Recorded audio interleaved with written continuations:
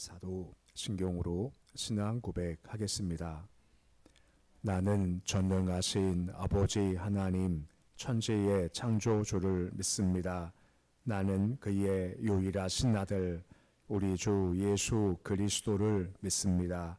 그는 성령으로 잉태되어 동정녀 마리아에게서 나시고 본디오 빌라도에게 고난을 받아 십자가에 못 박혀 죽으시고 장사된 지 사흘 만에 죽은 자 가운데서 다시 살아나셨으며 하늘에 오르시어 전능하신 아버지 하나님 우편에 앉아 계시다가 거기로부터 살아있는 자와 죽은 자를 심판하러 오십니다.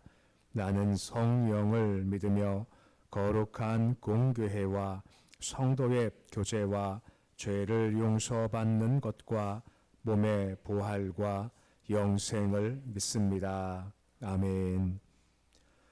찬송가 325장 찬양하겠습니다.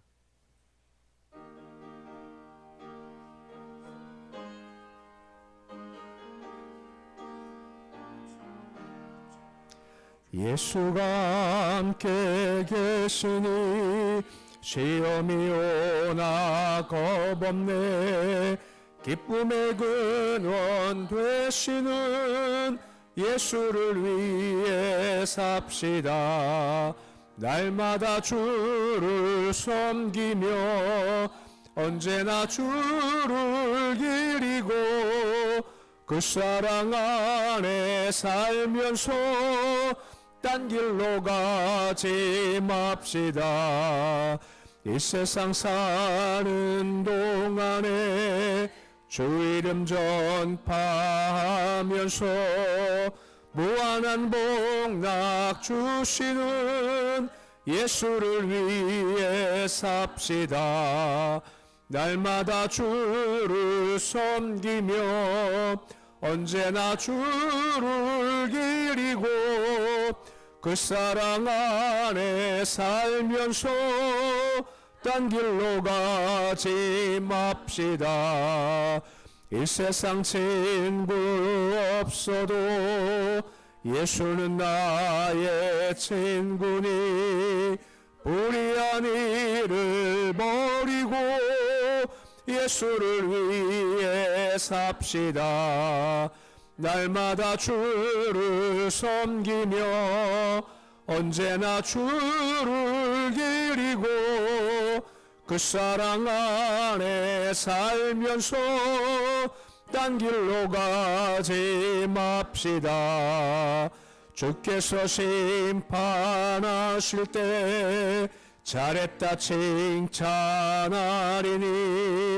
이러한 상급 받도록 예수를 위해 삽시다.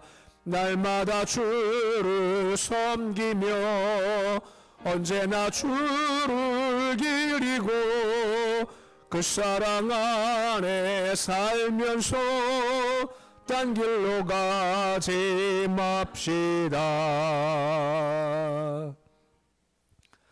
545장 찬양하겠습니다.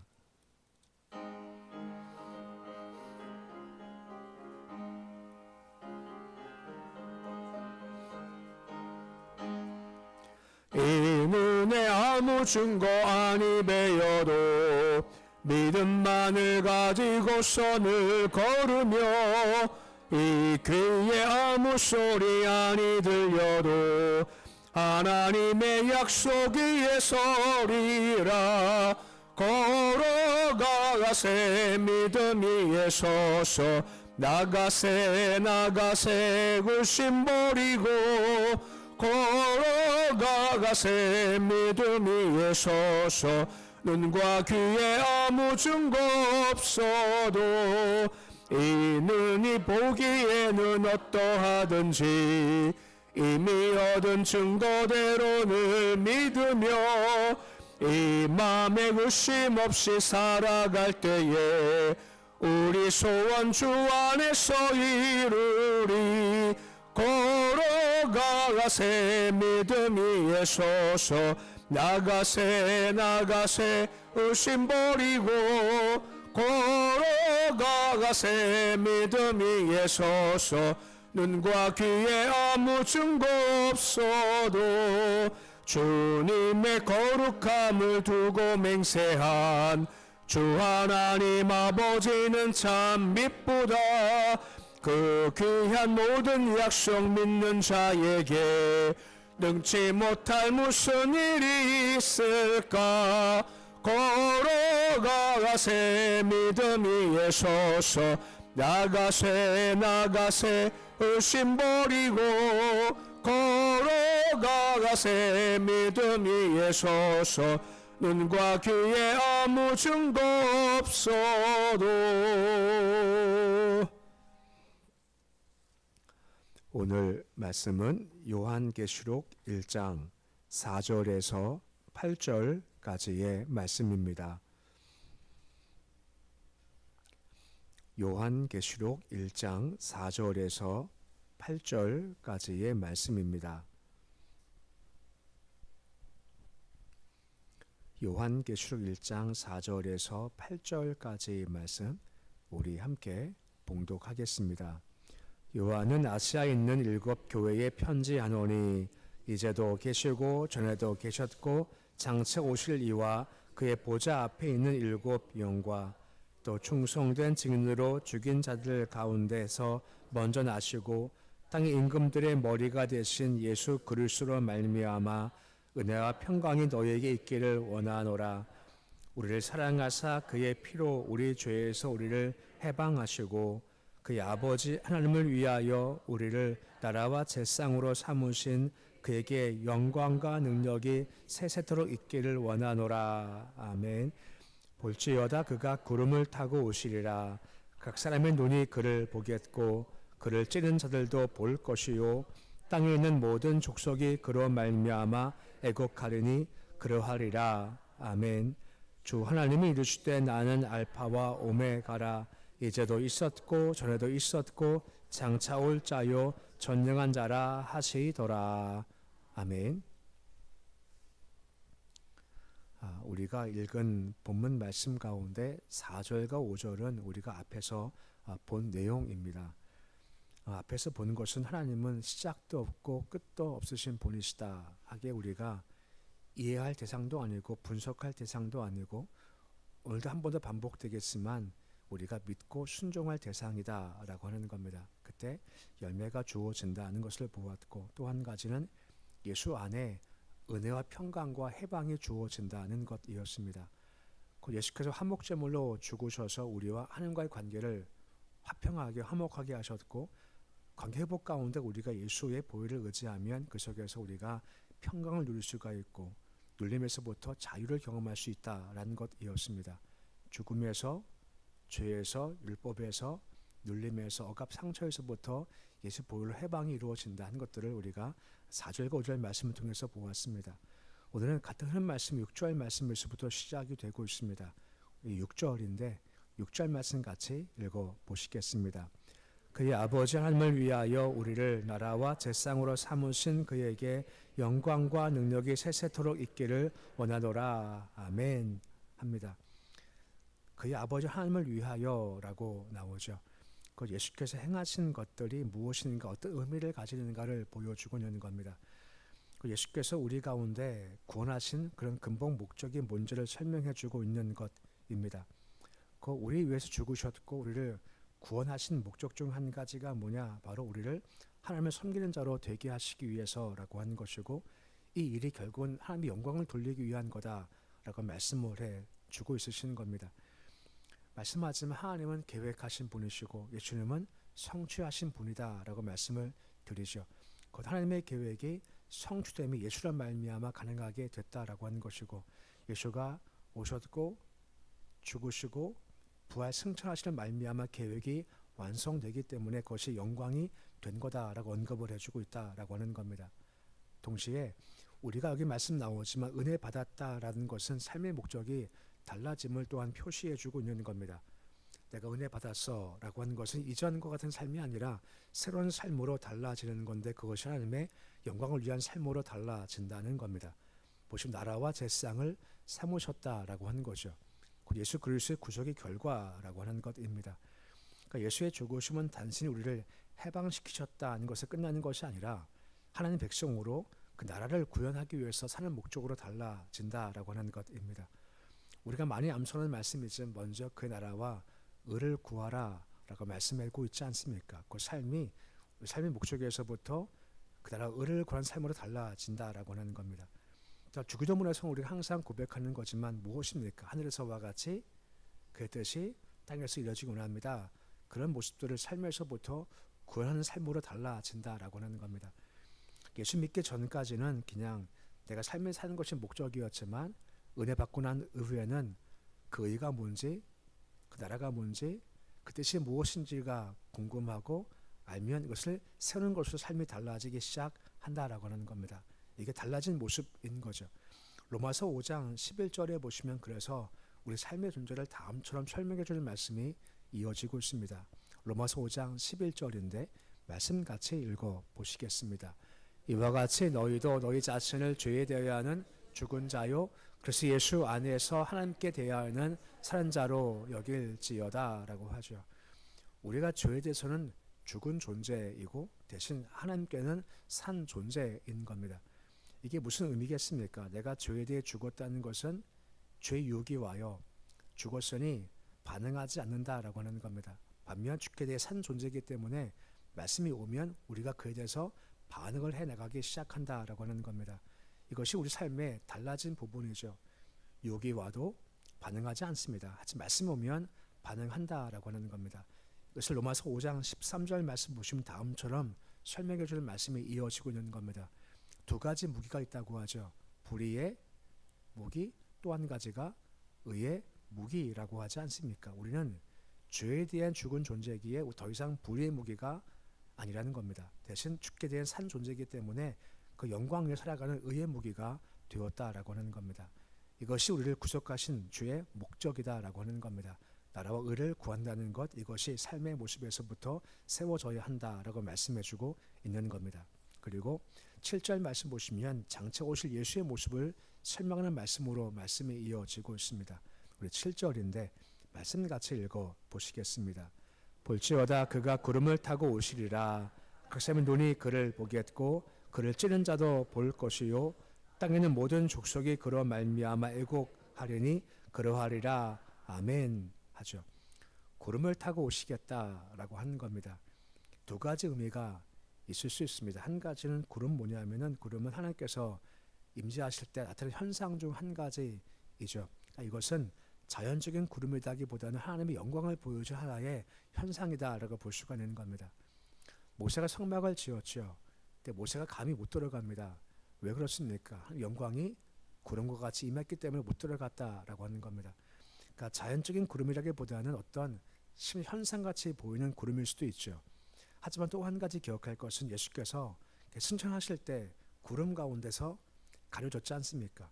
천사가 뭐라 말합니까? 너희가 본 대로 오실 거다라고 하지 않습니까? 구름 타고 오신다는 의미가 있기 때문에 이것이 성경적인 의미에서 문자적인 구름일 수도 있고 영광의 모습일 수 있다라고 하는 겁니다. 그런 모습으로 다시 다가오신다라고 하는 겁니다. 근데 중요한 말씀이 있습니다. 각 사람의 눈이 그를 보겠다라고 설명해 주고 있습니다. 그 예수님의 재림의 공개성을 보여주고 있으시는 겁니다. 예수님이 처음 오실 때는 공개적이지 않았지 않습니까?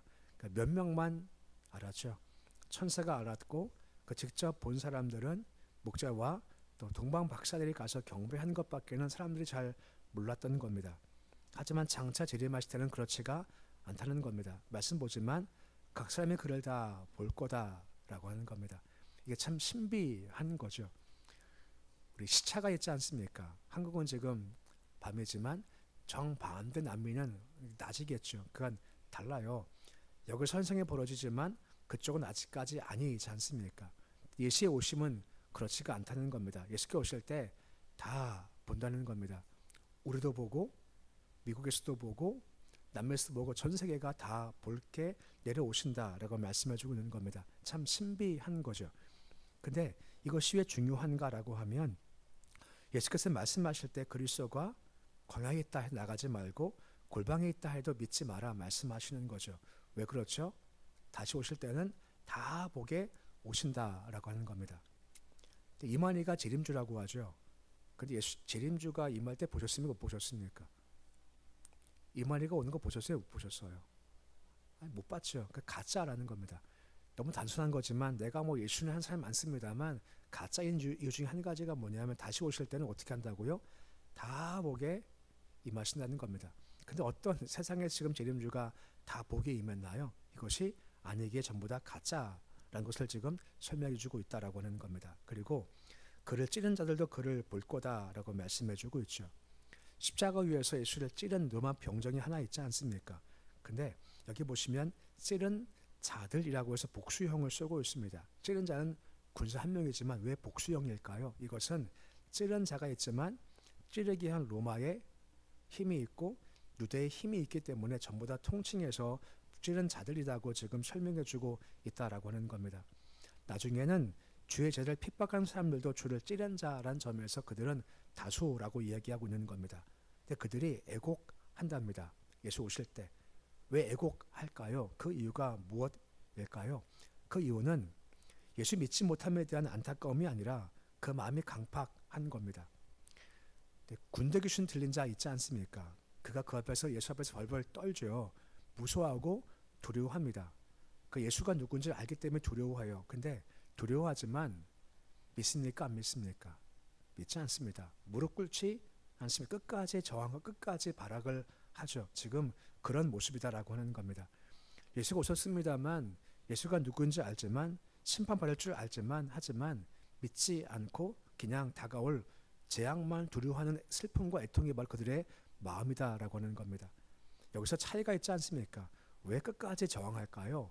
왜 끝까지 믿지 않을까요? 그 이유가 무엇 때문입니까? 선택받지 못한 겁니다. 곧 우리는 선택받았기에 어느 순간 예수를 영접하고 고백했고 무릎을 꿇고 주를 인정하지만 선택받지 못한 사람들은 결국은 무릎 꿇지 못하고 끝까지 저항하다가 불목강으로 들어갈 수밖에 없게 된다라고 하는 겁니다. 그건 그 이야기를 보여주고 있는 겁니다. 그러기에 가장 근본적인 복이 뭐겠습니까? 우리가 주의 자녀가 되었습니다 하는 것이 가장 큰 복인 겁니다. 무릎 꿇고 인정하고 주를 바라봄이 가장 큰 복이라는 사실을 이 마지막 때의 모습을 통해서 볼 수 있게 되어지는 겁니다. 그리고 8절 말씀 보시면 다음과 같이 말씀이 마치고 있습니다. 우리 8절인데 말씀 같이 읽어 보시겠습니다. 주 하나님이 이르실 때 나는 알파와 오메가라 이제도 있고 전에도 있었고 장차 올 자요 전능한 자라 하시더라 라고 합니다. 이렇게 반복되는 단어들이 있죠. 알파와 오메가라고 하는 거죠. 뜻이 뭡니까? 처음과 끝이고 시작과 나중이다 라고 하는 겁니다. 하나님 자신을 지칭하는 말이죠. 그러니까 영원토록 존재하시는 분이다 라고 하는 겁니다. 우주 만물을 시작하게 하신 창조주이시고 심판하시는 최후의 심판자이기도 하시다라고 하는 겁니다. 이제도 있고 전에도 있었고 장차 올 자다 설명해주고 있다라고 하는 겁니다. 그러니까 하나님께서는 과거, 현재, 미래를 다 주관하고 계시다라고 하는 거죠. 그리고 가장 마지막에 전능한 자라고 말씀해주고 있는 겁니다. 그 무한한 능력을 가지고 계시다라고 하는 거죠. 주님은 계획하십니다. 그 반드시 성취가 돼요. 왜죠? 전능하시기 때문이라고 하는 겁니다. 하나님이 이루시겠다 하시면 반드시 되어져요. 왜? 전능하시기 때문에. 그래서 우리가 믿고 순종함이 가능하다라고 하는 겁니다.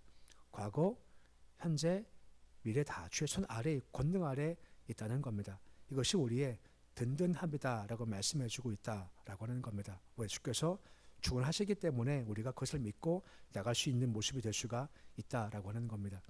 찬송 불렀지 않습니까? 이 눈에 아무 순간에 배워도 무엇으로 걸어가는 건가요?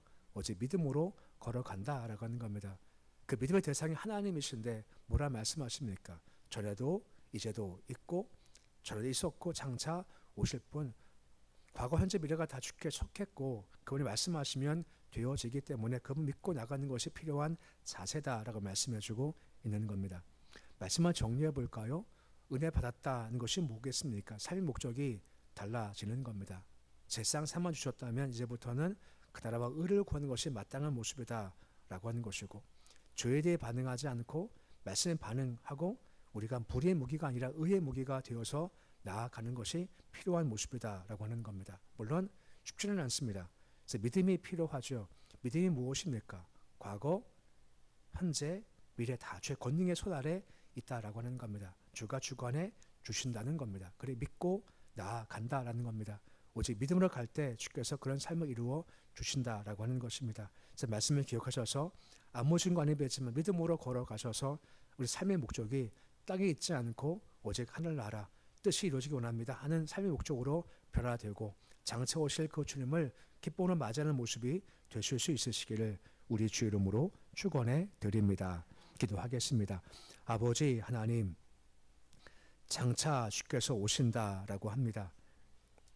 각 자가 다 주 오심을 다 보게 이 땅에 내려오실 겁니다.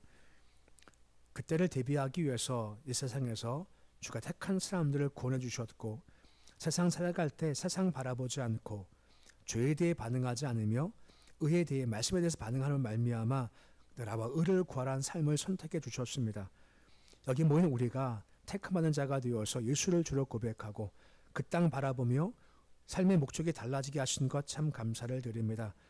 도우셔서 각 사람이 눈에 볼 그때가 주께서 오실 텐데 그때를 소망하며 기대하며 인생을 걸어가도록 주님 도와주시옵시고, 세상 목적 두지 않게 하시고 죄 뜻이 우리 삶의 목적 될 수 있도록 주여 도와주시옵시고, 죄에 대해 반응하지 않고 말씀에 대해서 반응할 수 있는 삶을 잘 걸어가도록 주님 도와주시옵소서.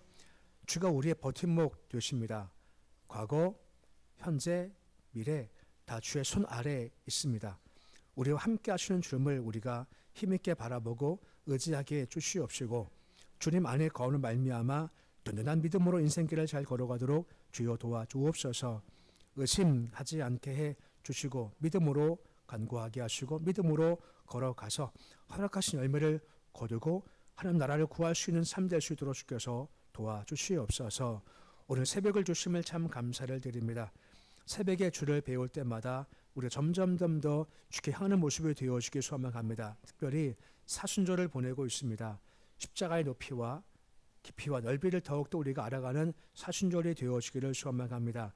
날 사랑하심, 날 사랑하심, 그 사랑이 얼마나 크고 깊고 넓은가를 우리가 마음간을 새겨줄 수 있도록 하시옵시고, 사랑 힘입어서 우리 인생도 더 주께 가까이 가고 주님 사랑, 이웃 사랑 나갈 수 있는 모습 될 수 있도록 아버지 인도하여 주시옵소서. 주께서 함께 하셔서 우리가 예수 이름 붙잡고 기도할 때마다 믿음을 더하시기 소망합니다. 의심하지 않게 하시고 믿음으로 간구하게 하시고, 확신 중 간구할 때 질병 문제든 물질의 문제든 가정의 문제든 자녀의 문제든 사업의 문제든 주 안에서 해결되도록 도와주시옵시고, 해결 그때까지 한나와 같이 쇠가지 않고 주를 믿는 믿음으로 할 수 있도록 주여 도와주시옵소서. 교회의 기름 부어주시기 소망합니다. 은혜가 가득 풍성한 교회가 되어지기 소망합니다. 하늘 감동 넘치는 교회가 될 수 있도록 주여 도와주시옵시고, 세상에서 맛볼 수 없는 참다운 은혜들을 교회에 와서 맛볼 수 있도록 도와주시며 은혜가 힘될 수 있도록 인도하여 주시옵소서. 가정마다 복을 주시고 일터마다 형통하도록 기업마다 번성토록 주여 도와주시옵소서. 자손들 주께서 이끌어 주시길 소망합니다. 주여 말씀 앞에 세워지는 자손들이 되어지기를 소망합니다. 미혹 오지만 말씀으로 승리하도록 하시옵시고, 말씀 붙잡을 때 주께서 그들을 붙잡아 주셔서 허락하시는 복을 있게 하시되 필요할 때마다 지식도 주시고 지혜도 주시고 능력도 주시고 권세 또한 허락하여 주시옵소서. 북한당 기억하셔서 어둠의 빛을 주시고 죽음의 생명의 빛을 허락하셔서 주의 은혜 가운데서 오직 복음으로 하나 될 수 있도록 주여 도와주시옵소서. 예배드리며 자옥제사님 11조 예물 드립니다. 윤신 집사님 선교헌금 드립니다.